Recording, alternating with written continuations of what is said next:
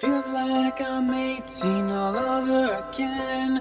Brought me back to high school by telling your friends. Cool it a bit, it was just a kiss. So what's up with you saying I mess with your head? I got your info, sent you a DM. Started a convo, thought we'd be more than friends. You can never tell right off the bat if someone's your weekend or your Christmas plans. Welcome back to Boy with a Heart. This time, we are just gonna get right into it. No more dilly-dallying around. We're going to Florida. Florida. Fort Lauderdale specifically. My cousins lived there and they invited me and my brother to a youth conference / church camp. I know, all the drama goes down at church camps because you put single people together that are young and obviously they're going to fall in love. So I'm there perusing my options. I'm also there hanging out with the buddies. There's a lot of diverse people there, all different Latin America countries. But at this point in my life, I was not into Latinas. I was a white girl guy for this time of my life. So I was just focusing on those females, which narrowed it down quite a bit. One in particular, we're going to call her Samantha. Like, there's nothing specifically that stood out to me about this girl.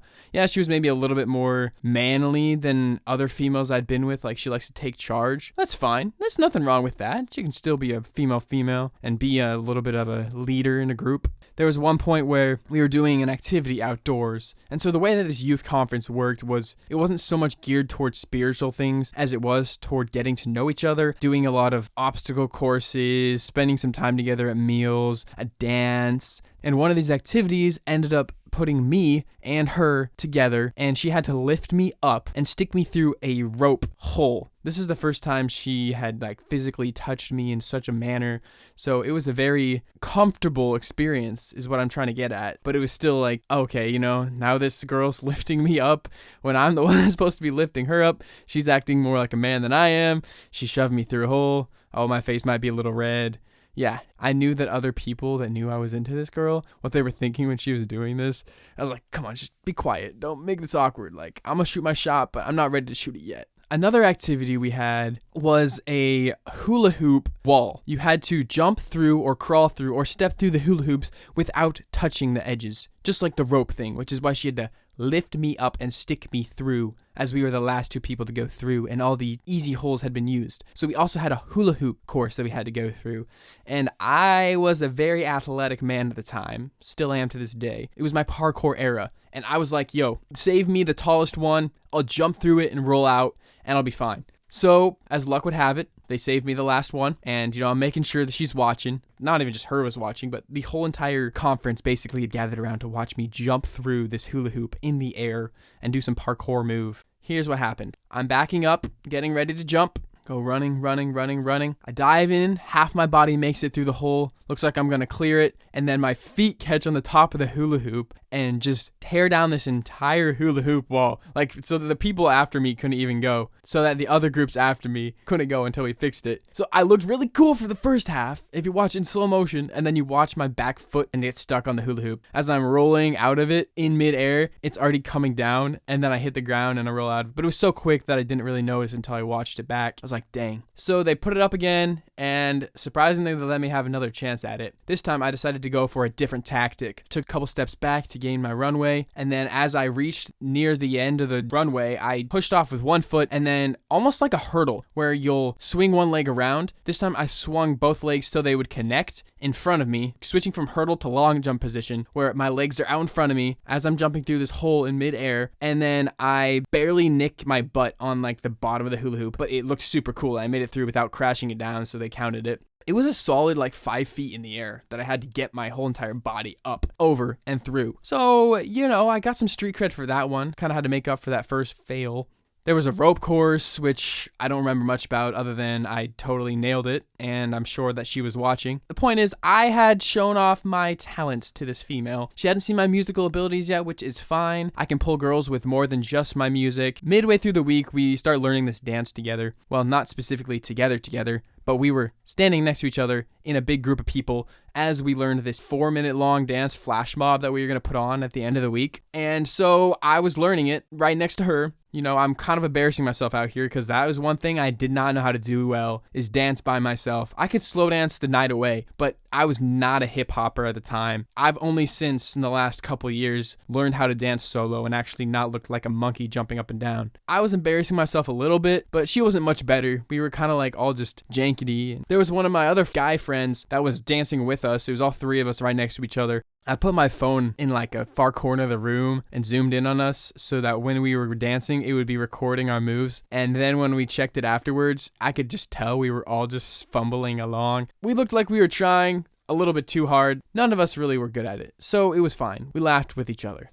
The last day comes and there's a dinner. And then there's going to be a dance. It's a very nice dinner. We're dressed up, suits, ties, white shirts, the whole shebang. Girls got on dresses and skirts, jackets, that type of thing. We're eating dinner together, just talking, small talk. I haven't really expressed my interest in the girl other than the time we spent together. This is my time to make a move. I needed to let her know that she was mine and not my friend's, that I was dancing next to her as well. Because she was kind of into him from what I had picked up, but not enough to know that she would not choose me over him. Had to be dominant. Had to make my presence known. As she was a leader in life, I had to be that leader in this relationship. And that's fine. I am happy to be the person that makes the first move because I have balls of steel. If I truly want to be with someone, I will never be that person that just walks away and walks out of the room. I will always go up to them, ask them out, ask them to dance, kiss them, and whatever it takes until they tell me no. If I really want them, I will do that. Sometimes I don't even really want them and I do that. So yeah, balls of steel right there. We danced together a few times and I kind of like keeping her sheltered from the other guys dancing. Like obviously I don't want to seem like, I mean, we're not together, so I can't be like, you can only stay with me. You can't dance with the other guys. So she had a lot of close proximity to me. You know, the conversations on the dance floor had evolved from what's your favorite color, or what's the color of your toothbrush, or how many siblings you have, to more intimate questions about life and what your goals are. And I learned that this girl was very much into Hamilton, the musical.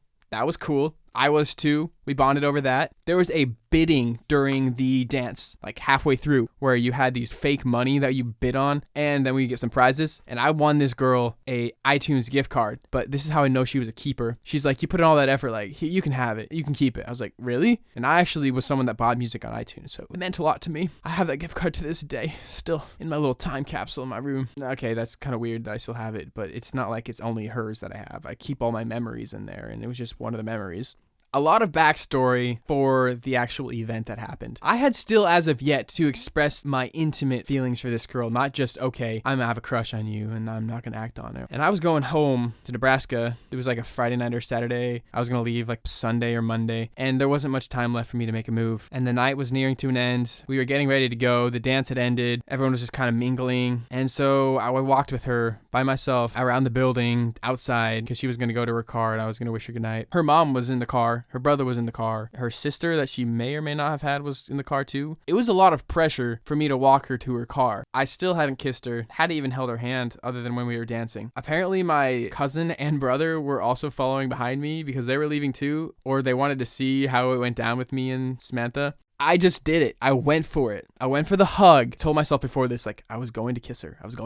But then I was like, okay, that's going to be pretty bold in front of her family. I'll just kiss her cheek. Go in for the hug as I back away, turn, lay one on her cheek, and I spin the other direction so I can't see her reaction. I wanted to be like, okay, yeah, I'm not going to care what you think because I just did that because I'm a boss. You can text me later. And that worked because I turned around. Her face was surprised. I walked 10 paces before I turned around and waved. And I was like, I felt like a baller right there. This is still me having not kissed a girl other than that first spin the bottle kiss. And so this is my first real move on a girl in a long time. And I did it. Proud of myself. And it didn't backfire in my face because we did texted for a couple weeks. And I moved back to Nebraska, so it kind of ended after that. She wasn't really the type to have a relationship long distance. She was kind of content doing her own thing.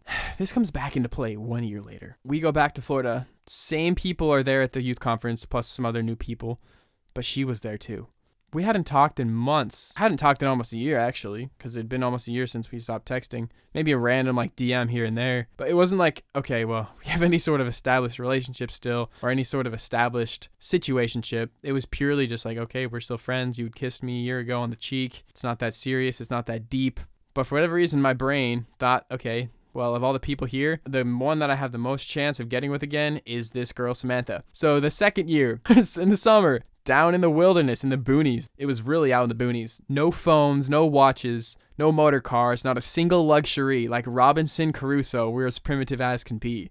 quote Gilligan's Island. Oh, love that show. I had my Snapchat specs. The only one that had a camera out there that was actually on my face was me. I brought my Snapchat specs, got away with taking videos and vlogging the entire time, even though no one else had their phones. So I have that vlog up. You can actually go check it out on my YouTube channel. I'm not going to name it, but you could find it. Just look for a Florida vlog. We're out in the middle of nowhere. The only thing to do is to get with other people, right? You want to flirt with them. You want to, make a move. We got no phones, so you're not on Snapchat. You got to do stuff in person, thinking that maybe she still likes me in a hopeful way. Come to find out, she liked my brother and my friend more, which was fine. There's plenty of other fish in the sea, but that didn't mean that I didn't try. So the first 2 days, I was really invested in trying to re-spark this romance and build upon that kiss that I had laid on her the first time we were together. I even found this spot to watch the sunset over at a lake. We were camped next to a lake one night, and I was like, this would be perfect to show Samantha. And so I tried to get her over there. She didn't come. I invited her, but she did something else. The next morning, she asked me what I did, or like what I was trying to have her come toward my tent for, and I told her, and she's like, yeah, well, I think you should probably invest that effort into someone else that'd appreciate it more. That was her way of letting me down and saying, I'm not into you. Maybe find someone else. And I kind of did. I had also been flirting with this one girl named Samantha Jr., and Samantha Jr. was fun, nice, very friendly person. Didn't really have those feelings for her. It was more like I wanted someone to spend time with while I was there, a female. And I never even kissed her at the end. It just ended on a hug. Even though we got pictures together, we spent time juggling an orange together. I taught her a dance with your feet where you clap them on your back behind you. This is not explained this very well. We were in the same canoe together. So we spent a lot of time together. Samantha was a thing of the past. Samantha Jr. was potential, but I just didn't feel it. She was Latina. Does kind of surprise me that I didn't go for it then. Again, I was not a Latina guy at that time. Say goodbye. Left it at that. Lesson learned. Sorry, that was a long-winded one. The lesson I learned, when you have multiple options and you choose one of them, make sure they choose you too. The last thing you want is to give up other options and have them see you choose someone that doesn't want you. When you go back to them, they feel like second choice. Play the field. Learn the feelings, then decide. Don't commit one way or the other. I'm not saying to keep your options open while you commit. I'm saying that once you commit, make sure you're going to stand by that choice. Make sure they feel the same way. Sometimes you're going to get hurt regardless. Sometimes you commit to that person thinking they feel the same way and then they change. And that's part of life. You can't control that. What you can control is your choice originally. When given great options, choose the best option for you. Doesn't mean choose the best option, period. This could be from a physical standpoint. This could be from a personality standpoint. This can be from an emotional standpoint. This can be from a maturity standpoint. Whatever matters most to you and whatever they're going to give to you back in return, make it and stick by it. Feliz cumpleaños. Merry Christmas. Enjoy your holiday. I'll see y'all in January. Peace.